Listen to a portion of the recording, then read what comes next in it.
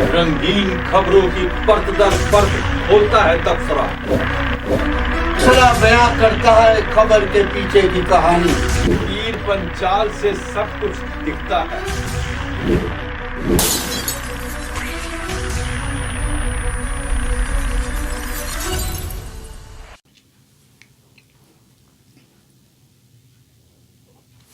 नमस्कार, तबसरा आज दोपहर तक में एक बार फिर आपका स्वागत है और मैं हूं दर्शपाल गुप्ता और मेरे साथ हैं वरिष्ठ पत्रकार सतीश वर्मा जी।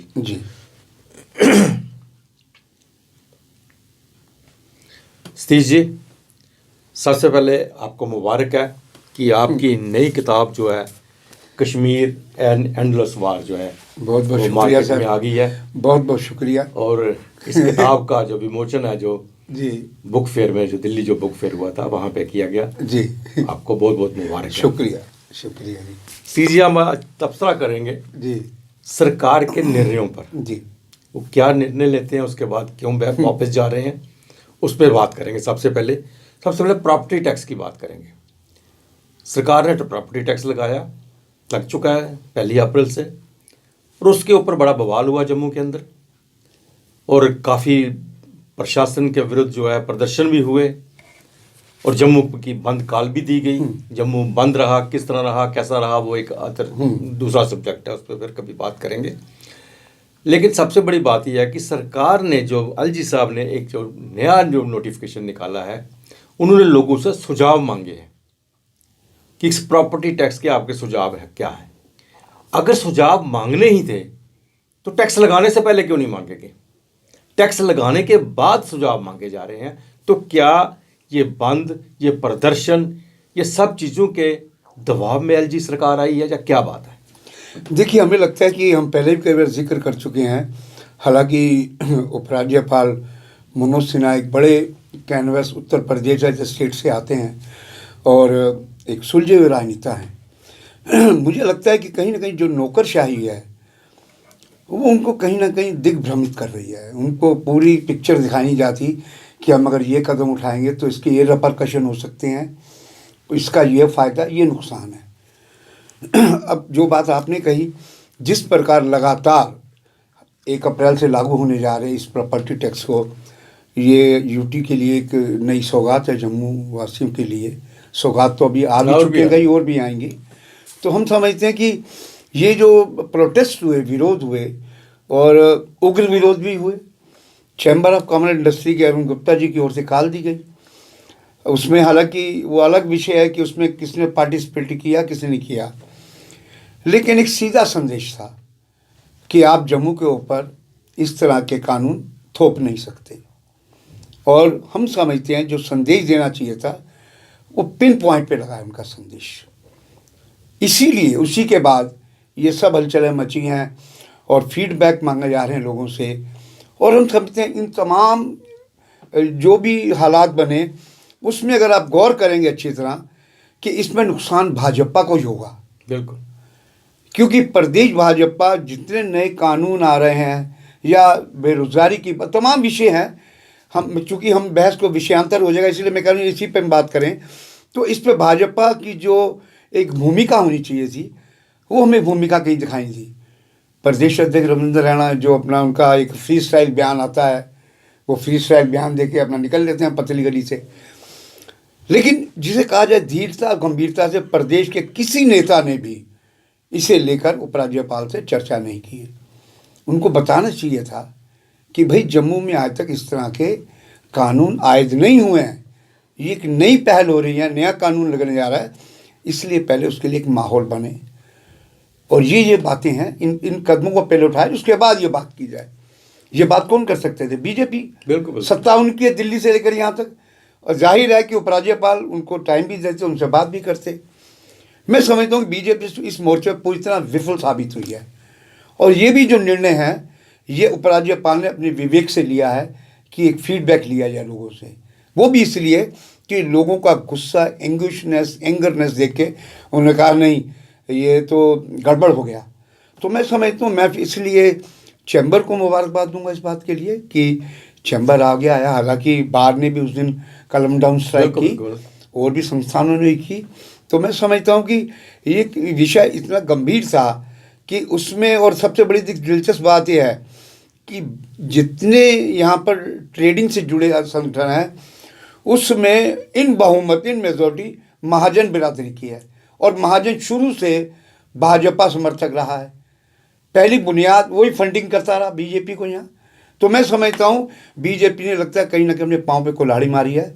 उन्होंने अपने ही लोगों को इसमें उदासीनता का अपना रुख अख्तियार करके उनको नाराज़ किया है, और ये शुक्र है कि उपराज्यपाल एक सूझबूझ वाले पॉलिटिकल लीड फिगर हैं, वो इस पर गौर करेंगे और हमें लगता है कोई ना कोई इसका वे आउट निकलेगा। इसमें सीजी ट्रांसपोर्ट एसोसिएशन ने बड़ा संदिग्ध अपना भूमिका निभाई है, और अपने लिए 20 पैसे भी उन्होंने बढ़ाने हो तो रेट के तो चक्का जाम कर देते, लोगों को परेशान कर देते। जब जम्मू का इतना बड़ा एक मसला सामने आया था तो ट्रांसपोर्ट एक तरफ होगी, उन्होंने हड़ताल में शामिल नहीं हुए। जी नहीं, बिल्कुल। देखिए, ट्रांसपोर्ट वालों का अपना एक तर्क भी ये था कि हम 2 साल से कोरोना के वजह से हम बिल्कुल बेरोजगार।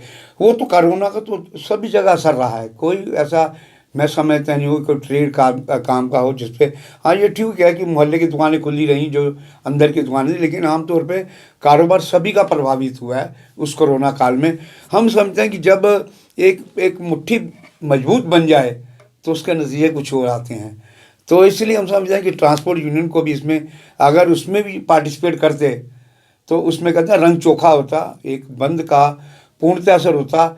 जो ये कहा जा रहा है कि मिश्रित असर हुआ, शायद वो हेडिंग मीडिया के नहीं बन पाते। सी जी, दूसरी बड़ी खबर है कि जम्मू के अंदर भारतीय जनता पार्टी के बड़े बड़े नेता बड़े बड़ी कोठियों में, बड़े बड़े क्वार्टर्स में रह रहे थे, सरकारी क्वार्टर में। उन्होंने किराया तो कभी दिया ही नहीं उनका, उन्हें कभी पानी और बिजली का भी बिल नहीं दिया।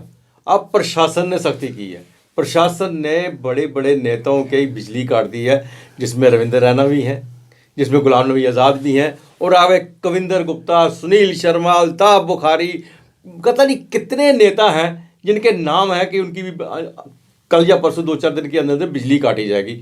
उसके बाद आम जनता पर भी जो है ये कैंची चलेगी, क्योंकि यहाँ पे एक सिस्टम बना हुआ है कि पानी का पानी का बिल तो देते ही नहीं है। और सबसे बड़ा जो दोष है डिपार्टमेंट का अपना है। बिजली विभाग की बात छोड़िए, उनका बिल हर महीने आता है। ये तो दामाद बने हुए, सरकारी दामाद बने हुए बैठे हुए हैं ना सरकारी क्वार्टरों में, इन्होंने तो बिल देना ही नहीं है। इन्होंने कभी दिए, लाखों रुपए पेंडिंग हो जाती हैं। बाकी का अगर 200 रुपया 400 रुपया भी पेंडिंग हो तो बिजली काट दी जाती है। लेकिन जहां तक पीएचई का सवाल है, पानी का सवाल है, पानी विभाग ने लोगों को बिल कभी दिए ही नहीं, कभी दिए ही नहीं। उनके पास बिल है ही नहीं ऐसा सिस्टम कि उनके घर पे जाके, एक तो रीडिंग सिस्टम है ही नहीं, कोई भी फ्लैट सिस्टम है, बिल उनके पहुंचते नहीं है। अब जो है लंबे लंबे बिल जो है उनके निकाले जा रहे हैं, और लोगों को मुश्किल, नेताओं को तो मुश्किल कोई नहीं ना, इनके तो कोई मुश्किल नहीं, तो एंजॉय कर रहे हैं। इनके मुफ्त की बिजली, मुफ्त का पानी, मुफ्त के क्वार्टर सब मिले हुए हैं इनको। अब इन पे भी गाज गिर रही है। नहीं, बिल्कुल आप ठीक है। देखिए, 2 दिन पहले खबर है जो बहुत चली खबर, गुलाम नबी आज़ाद जो अपने को बड़ा एक कहा जाए एक आइकॉन की तरह पेश करते हैं कि मैं एक बेहतरीन नेता हूँ, ईमानदार नेता हूँ, कमिटमेंट के साथ का नेता हूँ। तो उनका जो है गुब्बारा तो फट गया कि जिस तरह से सुई चुभोई है विद्युत निगम ने, बिजली विभाग ने। उसके अलावा रविंद्र रैना जो तोपची हैं बहुत बड़े भाजपा के, जो जिनका बयान वो एक स्टीरियोराइज होता है, जो बयान कल दिया तो वही बयान आज भी थोड़ा हेरफेर करके बोल देते हैं, उनकी भी कटी। एक नीलम लंगे हैं जो रामबन से एमएलए हैं, पहले किसी ज़माने में पैंथर पार्टी में रहते, बीजेपी में आकर एमएलए बन गए। अब जो सूची जिनका आप जिक्र कर रहे हैं, इनको ऊपर से लाखों रुपया बिल दिए हैं। ये जो लेटेस्ट डेवलपमेंट है बिजली काटने की बड़े नेताओं की, ये बिजली विभाग के ये कैक्सिन की ओर से खबर दी गई है, जो सोर्स बता रहे हैं। तो इससे समझा जा सकता है कि आने वाले दिनों जब इनकी बत्ती गुल होगी, इन नेताओं के नेता कोई भी हो, किसी पार्टी का हो, और आजाद तो आज उन्होंने अपनी आजाद प्रोग्रेसिव डेमोक्रेटिक पार्टी, पहले तो कांग्रेस में थे, चीफ मिनिस्टर रहे हैं। इनको तो ज़्यादा एक आइडियल के तौर पे पेश होना चाहिए था, क्यों नहीं उन्होंने बिल पे किए। आप वाली बात कि ये समझते हैं कि हम तो सरकारी वो हैं, हम ना दें तब भी कुछ नहीं बिगड़ता, बिजली फ्री मिलती रहेगी, सीधे नहीं मिलेगी, तिड़ी घूम के आ जाएगी। तो मैं समझता हूँ कि ये एक हिम्मत दिखाने की बात। देखिए, ये इस बार जो हुआ है ना, ये गजब का हुआ है। जिस तरह बुलडोजर अभियान चला था उसमें बड़े आरोप लगते रहे कि बीजेपी नेताओं को बचाया जा रहा है, लेकिन बिजली विभाग मुझे लगता है उनका चश्मे के दोनों फ्रेम ठीक है, और वो ये नहीं कि दाएं देख रहे हैं बाएं, वो सीधा देख रहे हैं, और जो भी उनके रडार पर आ रहा है उसकी बत्ती काटने की बात कर रहे हैं। मैं समझता हूँ कि ये एक सीख लेनी चाहिए नेताओं को। आप बड़े बड़े मंचों से बड़ी बड़ी बातें करते हैं तो, लेकिन दर हकीकत क्या है कि आप भी उस लाइन में खड़े दिखाई देते हैं जिन पर कोर्ट एंड कोर्ट बिजली चोरी के आरोप लगाए जाते हैं। सी जी स्मार्ट मीटर लग रहे हैं शहर के अंदर जी। मैं आपको बता दूं कि 80% लोग जो हैं जी वो खुश हैं। जी। वो इसलिए खुश है कि बिजली तो बंद नहीं होगी। जी। किराया तो पहले भी दे रहे थे, ठीक है। जब से आपका स्मार्ट मीटर लग गया, जब पता है सब चोर हैं, हर जगह चोरी हो रही है, हर कुछ हो रहा है, सभी तो उसमें कहते हैं बहती गंगा में सभी हाथ धो लेते हैं, उसमें कोई फर्क नहीं पड़ता। वो कहते हैं चलो ठीक है। जब इनको पता लगेगा कि मुझे स्मार्ट मीटर से मुझे मेरा इतना बिल आ रहा है, वो खुद ब खुद बिजली की कटौती करना शुरू करें। आपके घर में इन्वर्टर है, लाइट चली जाती है तो इन्वर्टर पे आप जो ही इन्वर्टर पे आती है आप फालतू लाइटें बंद करना शुरू कर दें। बिल्कुल। कि ऐसा ना हो कि इन्वर्टर बैठ जाए और हम फिर अंधेरे में रहना पड़े। इसी तरह अब जो है स्मार्ट मीटर के बाद भी होगा, ये एक अच्छा स्टेप है। नहीं वो ठीक है। इसमें एक पेज ये भी है कि जो सुनने में आ रहा, अभी पता नहीं कब ये उसको अमल में लाएंगे, जो प्रीपेड का मामला है। प्रीपेड में तो ये है कि रात को मान लीजिए आप गर्मी, बेताजा गर्मी है और आप सोए हुए हैं और बत्ती आपकी गुल हो जाए तो प्रीपेड के हिसाब से तो आप रात को कहाँ चार्ज करें। लेकिन उससे भी बड़ी बात मैं ये कहूंगा जी कि ये आखिरी मीटर होने चाहिए जी। हर साल सही बात हर है। 2 साल बाद मीटर जो चेंज होते हैं सेटिंग का खेल खत्म होना चाहिए। कम से कम खेल खत्म होना चाहिए। बिल्कुल बिल्कुल आपने ठीक कहा। ये था तबसरा आज दोपहर तक का। बाकी खबरों के लिए आप देखते रहें पीपी न्यूज लाइव। नमस्कार। नमस्कार।